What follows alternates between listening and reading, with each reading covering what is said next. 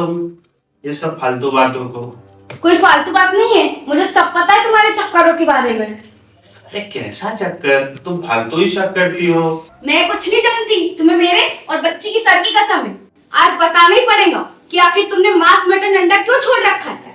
पहले तो खूब थाली भर भर के खाते थे, यही घर वालों का भी कहना है। मैं 4 दिन मायके क्या गई, तुम्हारे तो चाल चलन ही बदल गए। अब क्या बताऊं तुम्हें, वैसे ही अब खाने की इच्छा नहीं होती है।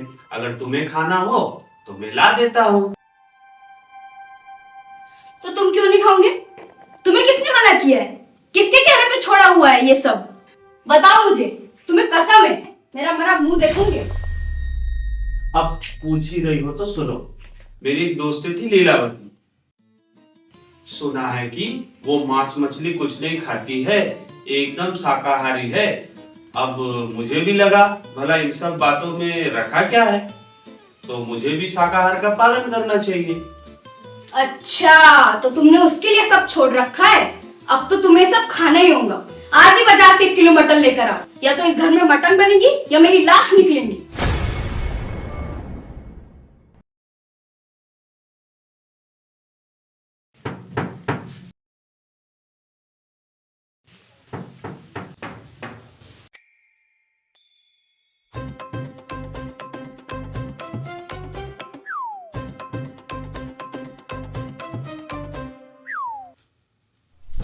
अरे क्या हो गया साजन बेटा, इस बात का अल्लाह गुल्ला चल रहा है।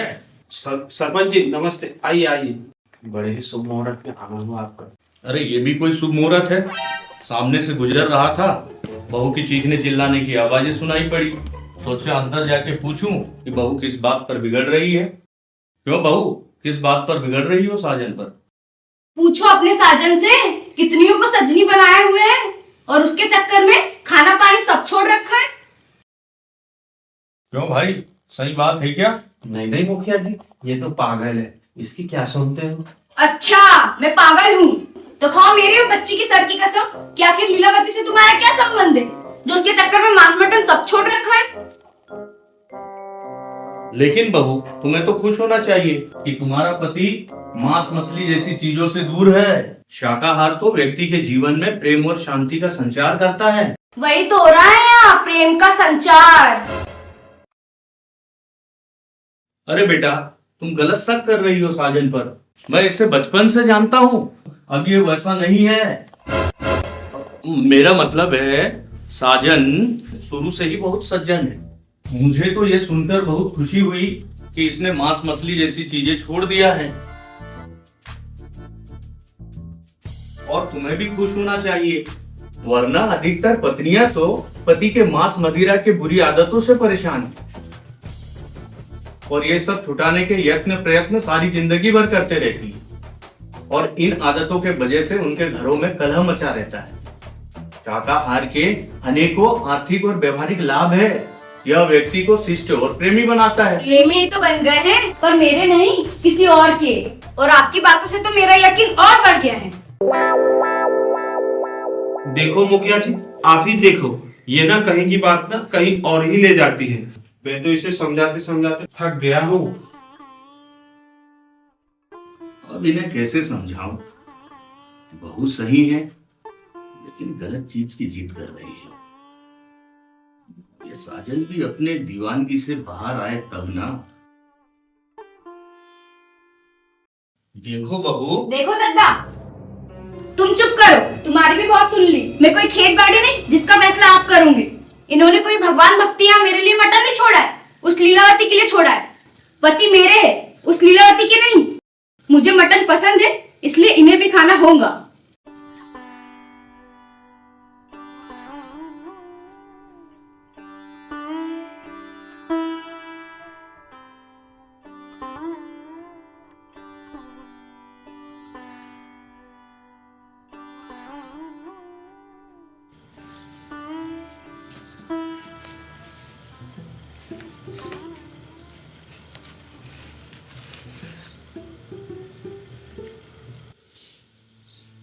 औरतों को तो ब्रह्मा जी भी नहीं समझा सके,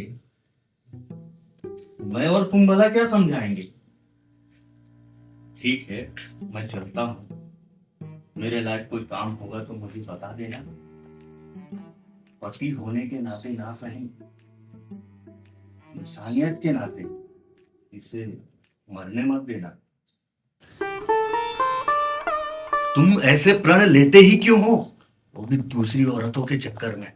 किसी ने सच ही कहा है कि पति पत्नी के झगड़े में पड़ना ही नहीं चाहिए।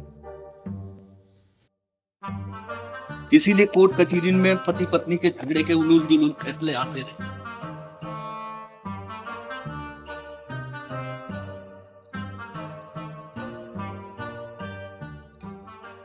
लाओ झोला लाओ।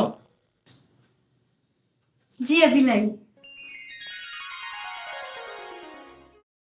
हमारे सरपंच जी बड़े नेक इंसान, भला करने निकले फंसी खुद की जान। हमारे सरपंच जी पूरे गांव की शान, पूरे गांव में ये है सबसे महान। नाली सड़क स्कूल दवा सबकी चिंता साथ, अपना दुख छुपा के बैठे गांव वालों के साथ। गांवों का बेटा गांवों का साया, सारे गांव वालों पर रहती हुई की छाया। हमारे सरपंच जी सच्चे और महान, सबका भला करते भूले अपनी पहचान। घर वाले करते नहीं इनका सम्मान, पर फिर भी सबसे आगे चलते हैं अपना सीना तान।